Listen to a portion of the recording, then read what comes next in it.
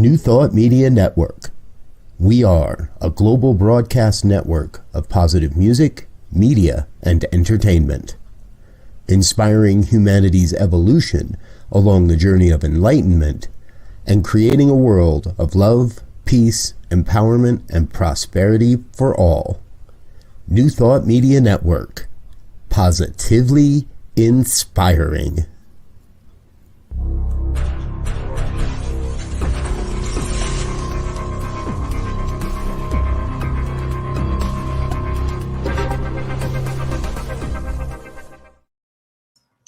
Hello and welcome to The Joy is in the Journey. I am here today to talk about joy. What's better than that? What makes you happy? So every week we talk about new things, new ways to bring joy into your world. And I have different guests that come and they share what it is they do, what their passion is, different suggestions, different ways to get to that place of joy, because it's nothing outside of us, it's always inside of it, and maybe you just haven't found that right expression yet. So that's what the Joy is in the Journey is all about. And today I am very excited for today's guest is Reverend Alan Vukas, who is joining us today from Rhode Island, where I am as well. And I haven't mentioned, as I'm Gina and I'm a practitioner. In the process of being in service in 3 different places, which is so exciting, Reverend Allen is is actually my minister, my senior minister, at least for a short period. And I'm just grateful to be here with him today. And it's so funny because, of course, it was completely silent at my house. Completely silent until the moment we went live. So I apologize for any background noise, but I am knowing that all is well and we go with the flow, because that's the journey, isn't it? It's joyful because we're joyful, not because everything looks the way we want it to at every given moment. So we're going to go with the flow today. So Reverend Alan Vukas is in Rhode Island, where he originally, he came to us at Concordia Centers for Spiritual Living. He came to us via Florida and then Colorado. So he's in Rhode Island now, which we're thrilled about 2 years later, where he lives with his partner, Kevin, and his dog and 2 cats, Simon, Sebastian, and Bodie. Love them all. You can often hear them in the Sunday services on occasion. And he grew up in Florida in a Christian home, and he was called to ministry as a child. And he says that he took the scenic route to realizing his call to ministry, from living in an ashram with the Hare Krishnas, which I get a kick out of, to practicing Orthodox Nichiren Buddhism for 10 years. He also was dancing under the moon with the pagans. So he took the roundabout way to get here to Science of Mind, and I'm grateful that he did. So after all of that time, he, and a software developer, is 10 years. Today he's an ordained minister with CSL, and he was the founding minister of CSL Tampa Bay, where he was the director of the School of Spiritual Leader in the Florida campus.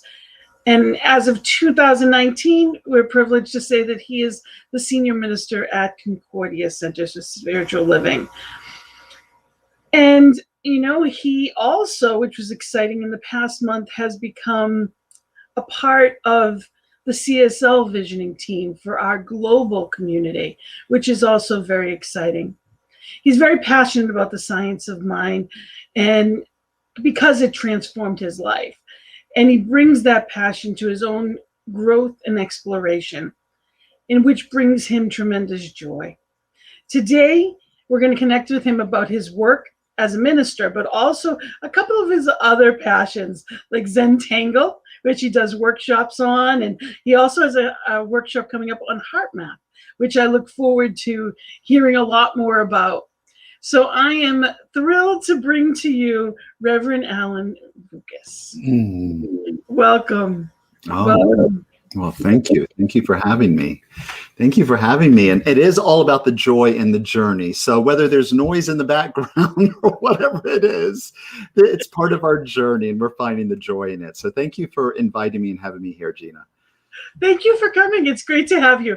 And it is so true, because the truth is, it's not about the circumstances. It's about our attitude about the circumstances. And, when I take life too seriously, which happens, when I do that, it's amazing how I feel like Spirit just kind of gives me that little chuckle. Okay, there's that little something that happens that reminds me. So you think you were in control, right? Right. And you just kind of go with the flow of it. And that helps me to come back to that place of being thankful, being mindful, being in that place of choice as opposed to reaction. Yes. So it's quiet again, and I'm grateful for that. So we'll go with that for as long as we can. So I wanted to start by talking to you about Concordia. Is, needless to say, near and dear to my heart. And I've spoken about it many times on the show. I've spoken about it to many people. The gift of Concordia, which is in Warwick, Rhode Island, for those of you that don't know. Yes, we're over here on the East Coast where there is Science of Mind as well. So there is, we're here. It does exist. It does exist. And the gift is and during shutdown, we continued to grow. We were one community that thrived. We didn't just exist, we thrived. I mean, every one of us would have rather been in person, of course, but we did grow our membership. We did financially. We did well. We were all as well, and we found different ways to go about it. So if you can, say a little bit about that. Wow. How did that happen? What did you feel when this all first started? Well, it's just sort of like it was just as the show was starting too, noise in the background. And, if you had told me, so I started at Concordia at the beginning of 2019, and, and after a year, it's like, oh, things are starting to move, and all right, let me start exploring Rhode Island, being a recent transplant. And then this pandemic, well, what can you do? I mean, what can you do, right, Gina? It's about the journey. And so we just jumped in and said yes to whatever Spirit would have us do. Fortunately, I had a technical background with IT and software. I was a software developer for a number of years, web development. And so I know a little, my way around the computer here and there. And that just became, Concordia became multidimensional. We became multidimensional. And so everything immediately, we actually shut down the week before everyone else did. It was March 15th was our first Sunday meeting online. And we did that for more than a year, strictly, virtually. And here in New England, some of the standards around the pandemic were a little stricter than in some other places of the country. They still are. Oh yes, we still are. I mean, there are, and so we're still operating. This past Sunday was our first in-person service, but I took sort of initial cue when I read that the Broadway shows in New York were shutting down for 6 months. I said, hey, if they're shutting down, this is something serious. And so our leadership council, we were all on the same page, and we said, how can we support the community? One of the first things that we implemented was a daily call to prayer, or what we refer to now as our hour of power. And so each morning, and we've been doing this for over a year, and it continues Monday through Friday, 7 a.m. Eastern to 8. From 7 to 7:30 is meditation and visioning, a daily visioning. And then from 7:30 to 8 o'clock, we read the Science of Mind magazine together, the daily guide. And then we have a circle of prayer led by one of our practitioners or myself. Gina, you've led this many times, and you're always on the hour of power. We can always hear your voice. And that became a very integral way of people starting to feel connected, even though we weren't able to meet in person. So everything went online, and we just tried to create opportunities for people to connect with one another in ways that were supportive.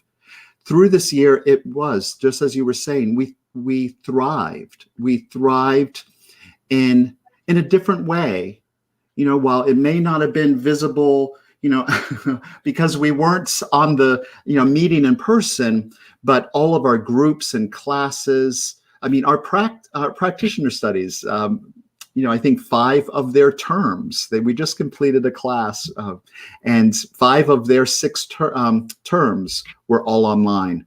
And they're taking their exam next week. There's 5 of them taking their exam next week. We're so proud. Yes. And I also wanted to just say about the call in the morning. It's one of those things that it is a commitment Monday through Friday to have people that are there, but we're blessed to have a beautiful practitioner team of, there were at times 8 or 9 of us that were able to split that up. And just knowing that we supported each other as we supported the community. And, it truly was a blessing, and it still is, where we started our day with gratitude, started our day in prayer, started our day hearing about our family. And it is a spiritual family. And it's not just a community. Right. That's something that I'm always adamant about. Of course, I was also the director of youth and family ministry. So the word family is absolutely something that always rings through to me, because that's what I believe our centers are meant to be. Mm-hmm. We are a spiritual family. You had mentioned about our practitioners, and I was saying we, and I was talking about the community, and this really, how we've navigated through the pandemic, and now as we're starting our reemergence and coming out of it. We just had another in-person service. We have one on Memorial Day weekend on that Sunday. We're gonna have a picnic. But the we was, I was so blessed when I came here to Concordia that there's a wonderful practitioner corps, a team of prayer warriors, and our practitioners at Concordia, us together, we navigated this, and I'm so grateful, because if it was just one individual, we don't do life alone, and especially in times of crisis, we need community. That's one of my values, and here at Concordia, our practitioner corps, you can't find, well, this is just between us, Gina, you can't find one better. I wanted to just mention, for those people that may not know what that is. Yeah. For those people that don't know what a practitioner is, this is someone that has spent at least 4 years in study and has been licensed through not just written, but also a panel that is licensed to be in this place of prayer.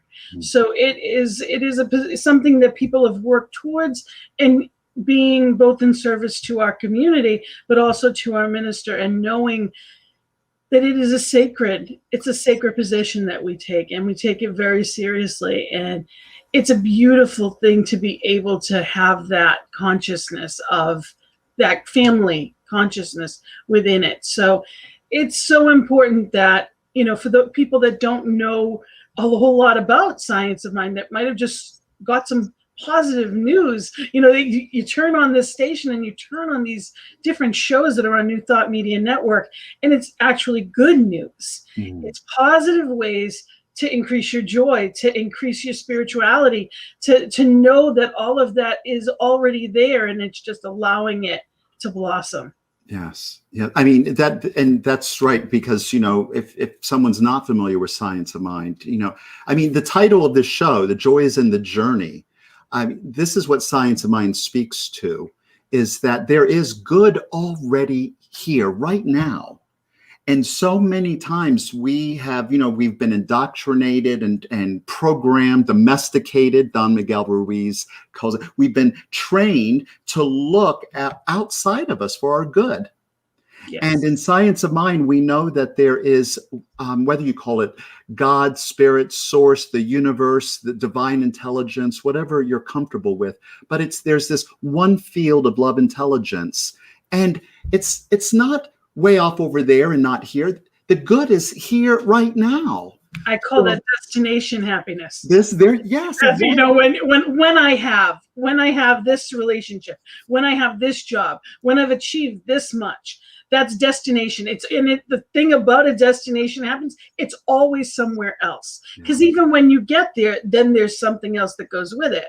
Right. Think of it as a mountain. Your life is a mountain, and there's beautiful views all the way up. But how many people say, when I retire, when I go on vacation? If you're living for once a year, you're missing out on the beauty the other 360 days of it. Right. So And you're assuming that you're guaranteed even the next breath. Absolutely. Right. And so knowing that there is only one, then rather than putting off our living to tomorrow or in the sweet by and by, it is really about celebrating what is here in this moment right now. Where's the joy right now? How can I tap into that and experience it? And that's what practitioners, they've studied. I call them practical mystics. It's the path of the mystic. We're recognizing that joy is here and how can I experience it and be a channel for it. So we've got a great and also make the world a better place along the way, because that's what we're about. Yeah. It's not just about, because far too often people think of our practices as, what do I want? And it is, yes, what is the life I want to experience? And as I experience more, I show other people how. That's not a question. And as I have more to share. All good. And we are here for more than just ourselves. Yes. We are here to make this a better place for everyone, a world that works for everyone. Right. And what that looks like is just complete acceptance, love, and joy, which is already within us. And we're here to help experience it more. So I appreciate that. And I put down there again, just so people know, at the bottom of the screen is concordiacsl.com. You can go to the website, or also Reverend Allen's email address. And I always tell people, when there's things like that at the bottom of the screen, if you're on your phone, do a screenshot or a print screen so that you always have whatever information, because I know we have a couple other things that are going to be coming up that we're speaking about. But I think it's so important that people know that, this has given us an opportunity to not have boundaries. I know we have people coming in from England, and we've had people in our service on Sundays, and also our ceremonies. We have all kinds of different things, new moon ceremonies. We have women ministries. We had so many different things that went on online. We had even game nights via Zoom. Like, we did all kinds of things. And anything is possible as long as we look for that. Yeah. Ernest Holmes said we're open at the top. Well, this definitely helped us with that. We got that nudge out the door to think outside of the box, because there is no box. All right. Well, one of the things too, and we'll talk about this a little more when we talk about heart math, but resilience. That is one of the things that, as a community, I think, as a species, as humanity, we were called to expand our resilience if we didn't have any. The ability to be able to come back and deal with stress, to deal with issues, and it can be a challenge. And so having spiritual community, having practices and principles, values that we live by can support us, not only joy in the journey, but handling those upsets in life when they happen. And they will happen. That's the only certainty, is uncertainty. Over the past 15 months, we've had a dozen classes. It's not like there's been just one or two. We've had all kinds of things that were available to people, workshops and otherwise. I know you did different book studies that were as much like Lent. I know you did one for Lent that was amazing. That, it's just what are we putting our mind to? What are we choosing? And it's simply about consciously choosing to be going in the direction of choice rather than reaction. Yeah. And that's the purpose of all of this, right? I mean, all of our, the spiritual practices, meditation, mindfulness. And I know a lot of people, during, last year, a lot of people were trying to find tools. The tools aren't there to make us more spiritual, or to make us into something that we're not. But it's really to tune us into the stillness that is right here, present in the middle of the noise, so that we do have choice as to what we're tuning into. This is the importance of our practices. And yes. So that we have middle of a meeting that used to be in person. Now there's somebody's cat meowing in the background, that you just smile and you laugh instead of worrying about anything. Yes. There's so much different. Like, life is just different, and it's good. It's just different. So it's really coming back to appreciate seeing people. Like, and we may not be at the hugging phase yet, but we can absolutely at least enjoy being in people's company, because there is a difference between sitting next to someone within the oneness or not. Being in the realm of someone's energy and love is a beautiful thing. And if you're not available to do that, tune into. We have plenty of people that tune into our center that from different states all over the place and in different countries. And that's what the good news is here.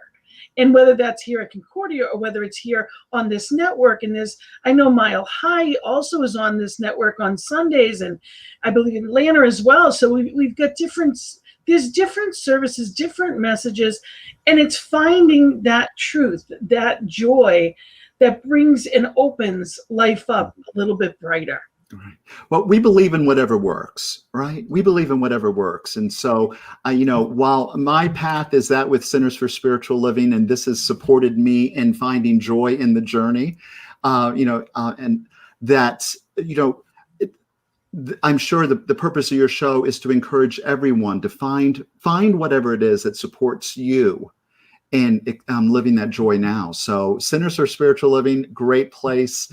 And but find something if you're so wrong. That's the best part. That is probably the best thing about our teaching, that there is no against, there is no wrong. Whatever it is, great. We love you. We love you. Wherever you came from, wonderful. Wherever you're going, wonderful. It's just simply, it's not about, there is no against. And that is a gift. I mean, I was talking to someone, I was actually speaking to my hairdresser yesterday. I was having my hair done. And her mom was always down on her about her just being a hairdresser. I said, but you're not just a hairdresser. Her experiences in life were such that she helps people. Just like my mom had a barber shop, but there were 20 people in the barber shop and one was getting a haircut. She gave of herself, and she was a loving, wise woman. And it happened to be through the barber shop that she gave of herself. That's where she was able to give that wisdom. But it wasn't that was all she was. Right. It's not who she was. It was just how she was able to give her wisdom. It was a means for her to be of service to the world and to express herself. And isn't that what it's all about, right? Exactly. So it's finding whatever your expression is. And on that note, I want to go to... I knew this was a good segue. This is a great segue. Go right into that. I want to talk about Zentangle.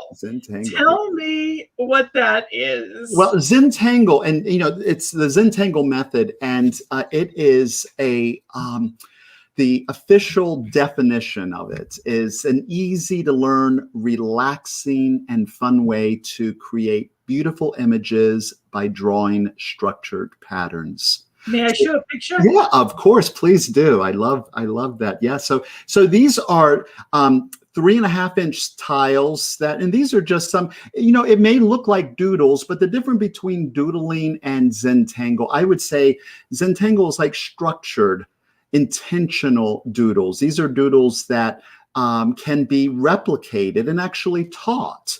And through the benefits or the of what we call the elegance of limits, drawing on white tiles with black ink, no erasers, because there are no mistakes. Just as in life, we don't get a do-over. You just deal with it.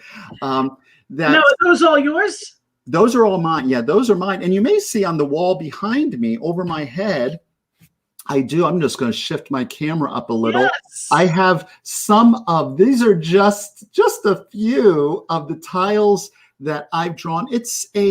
I have hundreds of them in sleeves that I like sports card, trading cards, but they are back in 2012, I was looking for a way to express myself creatively. And I was online, and I found this thing, an article about Zentangle and being a mindfulness instructor, being on a spiritual path. That just sounded like the perfect thing. Zen and Tangle, and if you could, they said, if you could sign your name, you don't have to be an artist. If you can sign your name, you've got all the skills. Well, that was right up my alley. So I got a couple books and a kit, and from 2012 till 2020, I was just on my own, and I would use it as a mindfulness practice and a way to stress, to deal with stress, or just, watching TV or something, just passing the time. And I always wanted to take a class with a teacher because I just learned from a book, from some books. And everywhere I moved to, I was looking for a teacher, and it just like, I couldn't find anyone actively teaching a class. So here in Rhode Island, in Providence, is where they do the teacher training in the U.S. Rick and Maria, who are the founders, they live in Massachusetts. And so when I knew we were coming to Rhode Island, I knew one of the things on the top of my list was I was going to do the teacher training, because heck, if I can't find someone to teach a class, I'll learn it so I can teach the class that no one else would teach me. And so in 2020, I was, this is one of the gifts. And during the pandemic, I was able to take the teacher training virtually, and it transformed my relationship to this structured, this type of drawing. And it has helped me to see myself as an artist. And also, since the end of last year, I've taught almost 100 students in this art form. I'm going to put it up again in case anybody just tuned in. And the workshop, the teacher's workshop it was like a retreat, 4 days. And it was so powerful to me. I actually signed up to do the seminar again, and it starts tomorrow. So after this, I'm off the clock, and I'm taking a few days as a retreat. And starting Friday through Monday, I'm going to be tangling, and that's what we call this form. It's one of with art is about intentional creation, intentionally creating something. And so spending time in that energy, I have found it ripples into all the other areas of your life. How you do anything is the way you do the way you do something in one area, it's the way you do everything. So if I'm intentionally creating and being open to that flow, I've experienced it myself. You find the flow in other areas and coming through other channels. And I love teaching people who say, I'm not an artist, I can't draw. Well, you don't have to. You could do anything one stroke at a time. You can, when you're finished, then it'd be like, oh my gosh, look at this beautiful piece of, this is a pattern that's been showing up in my drawings recently. And I don't know what they're called, but I love them. And it's comforting. It's impressive. And I think that everyone has, and I truly believe everybody has some form of artist within them, some kind of creativity, whether it be in cooking, whether it be woodworking, whether it be the lawn or gardening. There's so many different, for me, I do beads. I have, and over the past year, I literally have made thousands of bracelets. So, people can, I'm going to put mine up there. Etsy. Do you have an Etsy? Or I don't even have one. You want a bracelet, reach out to me and I can send you one. I have all kinds of beaded bracelets. So you have several, actually. I do. Well, oh my gosh, where is it? Don't worry about it. I love it. It really, it's not even about, I don't even sell them online or anything. It's just eventually I'll find somewhere I'll give them away and do something with them. But it's comforting to me to create beauty. I love the colors. And when I do that, it frees my mind. Even if I'm watching TV while I do it, it frees me to do other things, whether it be poetry, whether it be, this type of work, whatever it may be. It is one of those things that it goes into my soul. It comes from here. And when we do things, even if it's just lines, quote unquote, just, it's an opening into that creative part of our brain. And it gets our cylinders revved and going. Yes. You know, sometimes I believe, you know, the chakras, all of our energy centers. And when we don't work all of them, it's amazing how we can get blocked. And it's just opening up another part of us. Right. Yeah. You know, before, because that sounds like a great segue into another part of us, our heart. That wasn't intentional, but it is actually perfect. But I want to just share, you know, I have been sharing this with, Zentangle. It has become I'm a mindfulness instructor and a coach. I've been trained in a lot of different things, but Zentangle has been a way for me to support individuals to, it's like active meditation. And so people who might have difficulty practicing mindfulness, well, then just focusing on the one stroke at a time, the ink on the paper, you're mindful, you're full of mind. And at the end of it, you're bringing beauty into the world. You're bringing beauty into the world. I have been donating to spiritual communities. I have an introductory class that I'm going to be offering. It's going to be hosted by Center for Spiritual Living, Morristown, New Jersey. And what I do is I donate classes to faith communities, nonprofits, and I donate the class to them for any groups. If anyone's interested in having a class for you and even some friends, because once you learn the skill, once you learn the basic techniques, well, then you're off and running. You don't. I'm offering classes because when I was looking for a class, I couldn't find a teacher who was teaching. And if I had something like, when I've been doing it for years, but if I had learned from a teacher, it's a totally different thing for me now. So if anyone would love to join me, what do we got there? See, like you were saying, one stroke at a time. These are as I sit there sometimes, these are just adult coloring books. Yes. You know, this was actually last night's, as random as it is. And it's just bright colors. It's things that make you feel good. You know, why is it that we think that once we grow up, we're not supposed to have the same fun anymore? If coloring was fun as a child, doodling was fun when we were kids, right. Why would we think that it's any less fun now? Now you get to buy your own tools. You can pick whichever ones you want. Oh my gosh. Pick your crayons, your pens, your markers. You can pick whatever you want. You're creating your childhood as an adult. You know, enjoy, have fun. This is our playground. Yes, yes. This isn't what we have to make it through every day. This is our playground. Are you playing? Right. If you're not having fun, why are you doing it? You're doing it wrong. That's life. You're doing it wrong. It's supposed to be a joyful journey. Otherwise, and it's not always going to be. I'm going to be the first to say, yes, there's been plenty of loss this year, myself included. And those are events. And that's what's really important to remember, that you're going to have grief. You are going to have upsets. Mm-hmm. These are events in our life, and we have to deal with them accordingly. We're not talking about spiritual bypass and pretending all is well when we don't feel it. It's about really going through whatever it is and going through, not staying stuck in whatever it is, because that's suffering. Mm-hmm. Getting stuck where we are is suffering, but it's a choice, whether it be conscious or unconscious. These are the things that can help us get unstuck. Yes. You know, you had mentioned earlier about, so with Science of Mind and Centers for Spiritual Living, our vision is a world that works for everyone. Well, that is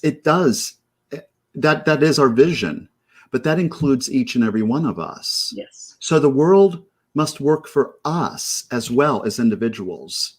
And so having practices, having tools, and finding ways to create fun and joy in your life, it's connecting that inner child and letting it out and playing, then you're transforming your world. You're creating a world that works for you, which puts you in a position of strength to face the challenges and also be empowered to help those that need our help. and that we can be, active in the world socially and to make a difference. There are a lot of people out there that forgot how to have fun. Me Those too.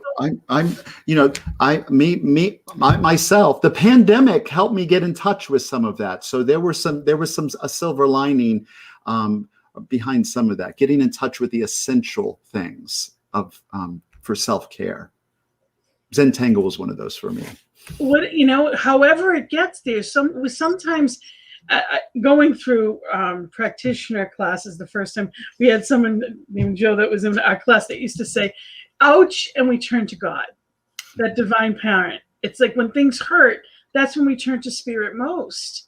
So it's being in that place of being aware that when we're hurt, yes, that's when we turn to spirit, or each other, because spirit is within us. Mm-hmm. So whatever it is we need to do to find the closest child, hopefully they're related to you or they're yours, and take that and watch how much fun they have. Children know, we're born inherently knowing, and then we forget. So it's really about enjoying life every day of it. It's not about having more, doing more, getting more. There is no accumulation, okay? At the end of it all, you don't take any of it with you except the love. And you don't leave any of it in the sense of, what people remember is how you treated them. Mm-hmm. Yes. So I want to move along because time moves so fast on this. It does. And I want to talk about heart math. So please, what is heart math? Well, heart math, this is something, more than 20 years ago, and I have a copy of a book. You can, this is the Heart Math Solution. This is one of many books that you can find, but this is by Doc Childrey and Howard Martin, who were put together this foundation based on the science that has been uncovered around, here's a word, neurocardiology. Neurocardiology. Back in the 80s, that's when the field of neurocardiology was discovered. And what it's about is that there is a connection between our brains and our hearts with certain types of sensors. I'm reaching for the word. That's not the one, but it's pretty much that, that we produce an electromagnetic field, right? There's fields or auras that surround us.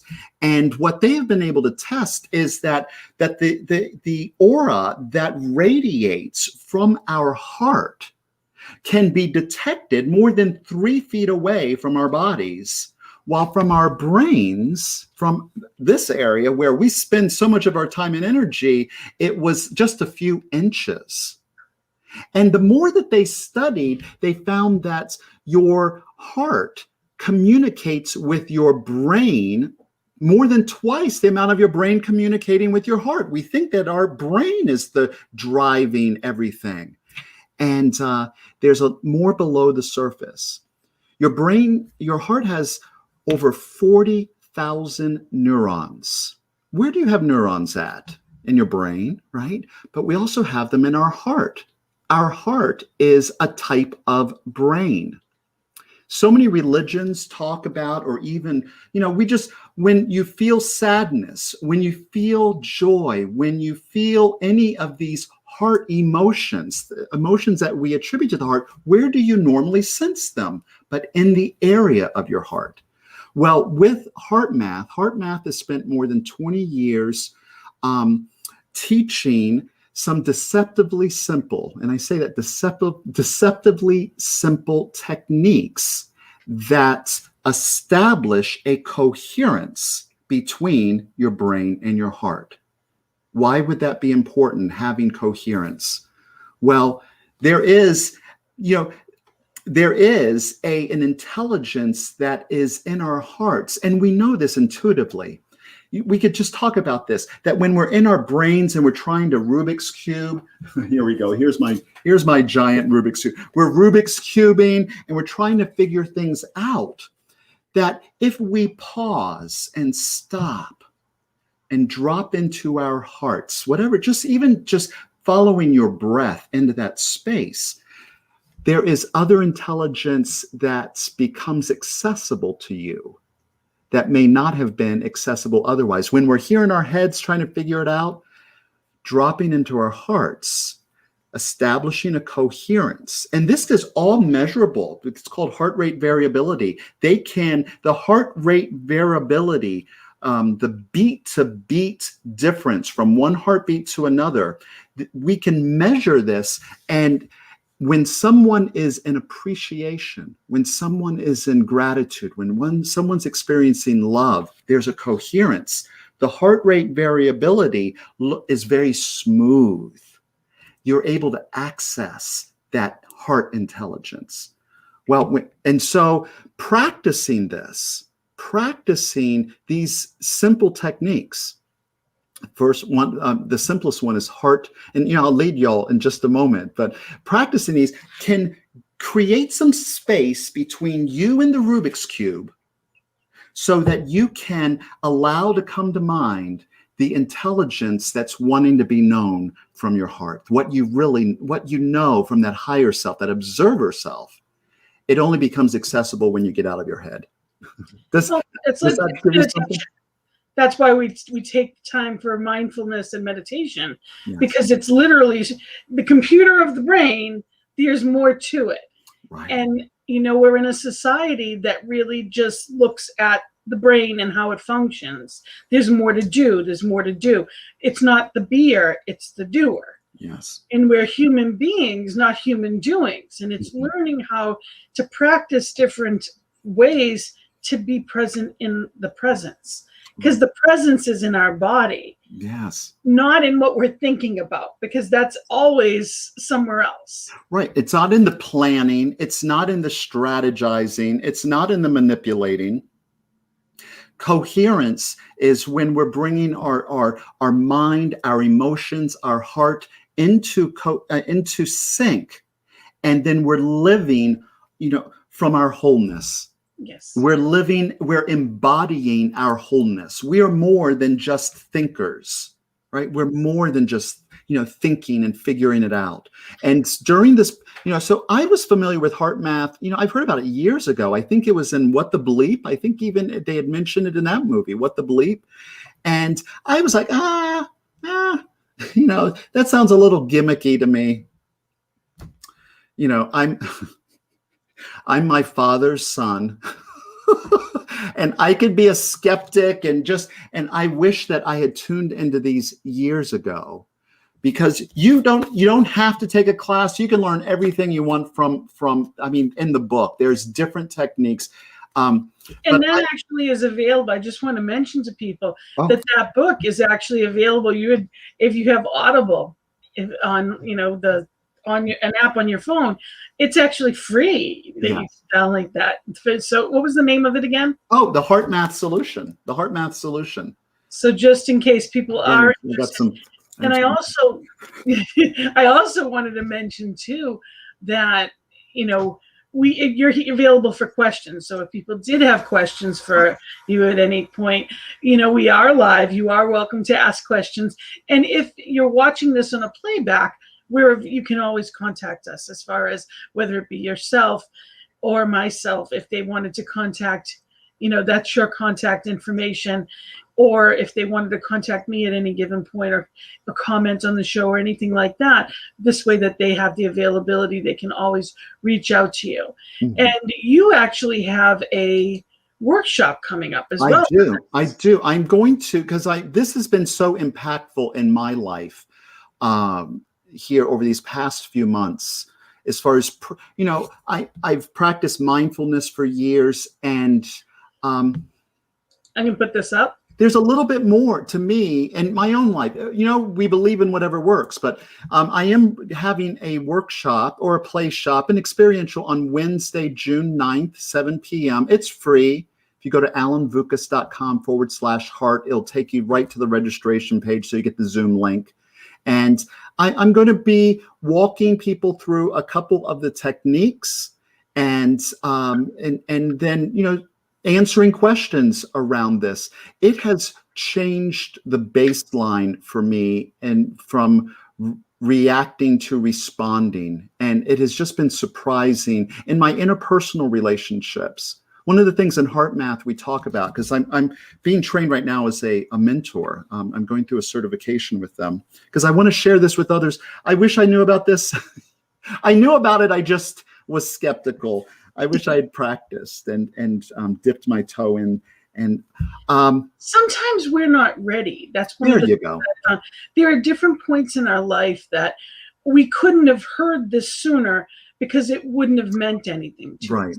We have to be vibrationally and physically and emotionally, we have to be at the right space at the right time for it to come into our lives in that way. So it's not, we can't know what we knew. If only we'd known sooner. How many times do we say, if I knew then what I know now? You couldn't. You weren't here. You wouldn't have heard it. It would have gone right by you. We are exactly where we're meant to be in this moment. There is nothing other than right here and now, and that's the gift of it. If you were meant to know before now, you would have known. Right. It's all time. It's all timing. It's all timing. And but this has shifted the way that I've noticed some I'm responding. I'm practicing these techniques, developing a palette for that coherence. And they even have technology where you can, like biofeedback, where you can measure this. You can see your heart rate variability, and you can become adept at creating that state in your body or with practice. And when you become aware of what it feels like, then when you become aware of when you're not feeling that way, which then causes you then to want to, okay. And I have found myself responding in totally different ways than I would have to, an interpersonal reaction, in relationships where I might have been knee jerk and I have my reaction. These heart math techniques, these coherence skills are empowering me to respond and to respond from heart, which is really how I want to live. I believe that we're all perfect, whole, and complete. And when I'm reacting, many times it's from separation and trying to, like you talked about that happiness, as far as with the destination, put that it's right here. So let me access it. Let me tune into it and let me respond from that space. These are powerful and life-changing. This is the way we're meant to live. It's not about against. There's no against. No, when I'm against, I'm fighting in the wrong direction. I am literally, and it's never about anybody else. It doesn't matter what someone says or the circumstance is. Where is my energy flowing? And I've had, honestly, I'd say 3 or 4 instances this week where I stopped myself and I said, this isn't where I want to be. Mm-hmm. And I'm like, Spirit, take this, because I don't want to be angry. I don't want to be aggravated. I don't want to be whatever that was, the emotion is. Yes. And, I used to say to my mom all the time, yes, you have the right to feel what you feel, but how productive is it? Does it feel good? Are you happy to be miserable? You have the right to feel grief.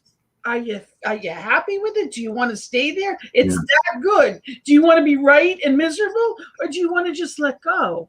Right. Give it to Spirit, let God have it, and just walk on. Mm-hmm. With one of the things, I grew up in a childhood, there was a lot of trauma, and from an early age, I learned to tune in more to what other people were feeling than what I was feeling. And with heart math, what I have learned in a concrete, tangible way, I've known this in different techniques, but this is sort of focused on managing our emotions. There are no good or bad emotions, but there are some that are renewing, and then there's others that are draining. Right. And so by becoming aware of what's going on within us and knowing how to soothe ourselves and manage and maybe even plug the energy leaks that we're having, through these coherence techniques, it really empowers us then to move in the direction that we are, that we prefer. that we're preferring. And that's all it really is. It's about a preference. How do I choose to live? I'm going to put this up there one more time just so people can screenshot it or print screen or whatever it may be, and just so they can have that information again, and they can reach out to you as well. And it is, these are services and gifts that you give, which we appreciate. So thank you for that. There's so many things out there that that are available there, even free. I mean, not that you're not, whoever it may be, each person is worth, you're worth your own investment. So that goes without saying. And, investment comes as time. Investment comes, it's part of self-care. Yes. If we're not growing, we're retreating. Mm-hmm. It's that simple. Anytime I see people that seem old, it's because they've stopped learning. Mm. They've lost the zest for life. They don't feel vibrant. It's not about the age that you are. You can be, I've seen 15-year-olds that seem like old men. And I had an uncle who just transitioned at 96, who is still going to casinos and living life right after the pandemic, literally at 96 years old, living and thriving. Right to 96 in every day of his life. And that's a choice. And sometimes, people think, well, if I had, and if that, and yes, he had a wonderful life. He was healthy. He had research, but he created that with the mindset of what he had. His joy for living started as a child. It wasn't after he had acquired anything. He acquired because of his mindset, not the other way around. He didn't know our teachings. He didn't live this way. But, we can only expand as far as we allow ourselves. And if we never leave our bubble, we don't know what's on the other side of it. Mm-hmm. That is so true. So if you're happy and you want to stay exactly where you are, it doesn't work that way because the whole world is moving. And it won't stay there. Mm-hmm. So people think, well, they hover like it's a protection thing. When in truth, there's nothing to lose and there's all to gain. Mm-hmm. The whole world is our playground. Spirit has given this to us. Mm-hmm. Our birthright is divine. So what is there to, if there's so many ways to express it. And, these are two ways to help us come into contact with that inner self. Right. Well, science of mind. So what have we talked about today? Science of mind as a worldview, as a philosophy, as a way of living. Zentangle or art, creative expression, and also, embodied presence or wholeness through different techniques like heart math. It supports us in finding the joy, right? Finding the joy in the journey, not at the end of it, but finding it right now. And so it is, I just want to mention that, the workshop is free. The Zentangle, I offer even classes personally with people on a sliding scale, value-based ability to pay. I do these and I offer these things because they're meaningful to me and they've made a difference in my life, and I share them, and whoever is interested, that's just the way I am. And they've made such a difference in my life. I want to support others and having an experience of that as well. So people can find me on Facebook. If you look up Alan Vukas, AlanVukas, there's only one of me in the world. And I mean that in many different ways. There's only one, Alan Vukas. And, but you can find me, message me on Facebook, or I'd be happy to answer any questions or connect with you, or any way that I could be of service. Thank you. Thank you so much for that. And it's wonderful to learn new ways to think of things differently. And that's what this does. It gives us an opportunity to not only know about things we didn't know that they existed before, but to also just open our mind to different ways of doing things. Being mindful in a different way. What does that look like? What does that feel like? We're giving ourselves the opportunity to stretch our consciousness, because everything is our consciousness. It's all by right of consciousness, all of it. Happens to us, it's through us. That's the so truth. Thank you so much for being here today. Oh, thank you, Gina. Yeah. Thank you for having me, and thank you for what you're doing in the world. Thank you for all of the service that you're offering. I mean, through this, I know you have the Peace Circle. You have another show on the New Thought nights. We do the Peace Circle. It's how do you find peace? People, you want world peace. Do you want to be more peaceful? Well, a lot of people don't know how. It's not a sound bite. Right. It's something that is really, it's a practice. And how do we create the world that we choose? Be the change you wish to see in the world. So if you want more joy, joy is in the journey. We'll talk about how. If you want more peace, you go to the Peace Circle on Monday nights. And you have to practice it, right? It doesn't just happen to you. Yes. It doesn't happen to you. An apple tree produces apples. The apples come through the tree. The farmer doesn't pin apples onto the branches. He doesn't go and buy them at the store. Right.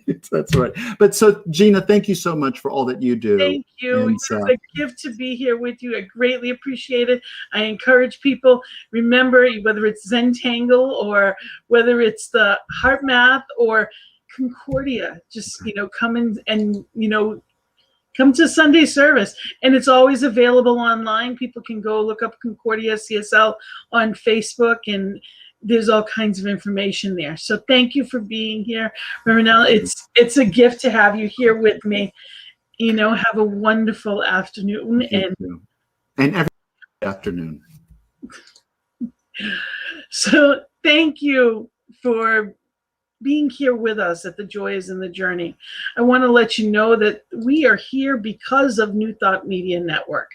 This is a platform that is, because of you, we're here. So if you have been blessed by anything on this network, I encourage you to circulate that good. You can go to ntmedia.org and make a donation, whether it's one time, whether it is a tithing and you can set up once a month, whatever it is. If you wish to be that change in the world and you want to put more good news out there, the most important thing, let people know that we're here. Send this information out to the world. Let people know that there's good news out there. So ntmedia.org. We also have a prayer team. So if there's something that you need us to pray for, we do morning prayer, AM and PM, 8:15 AM and PM Central Time, 10:15 AM and PM Eastern Time. And it's prayer at ntmedia.org is the prayer team. Again, prayer at ntmedia.org. So know that we are here to know your truth. You can reach me, whether it be for life coaching, whether it be as a practitioner, or just questions or suggestions on topics. I would love that for either the Peace Circle or for The Joy is in the Journey. I would love that. Gina at believeInYouToday.com. You can also reach me on Facebook if you'd like. It's Gina Colvario Krupka, and you can see the links below. And I'm so grateful to have you here with me. I'm so grateful to get to talk about the good news that is happening in the world. However it is that you find your way to that good, I encourage you to keep striving for new ways to joy. Live in it, be in it. You are it. It is your birthright. So celebrate this one life that you get. Live this life joyfully.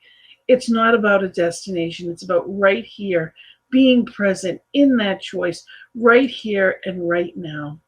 So I am so grateful. Thank you again, Reverend Ellen, for being here with us. Thank you for watching. And the joy is in the journey. So you know what? Have fun along the way. Blessings and love to you. And have a beautiful, beautiful week.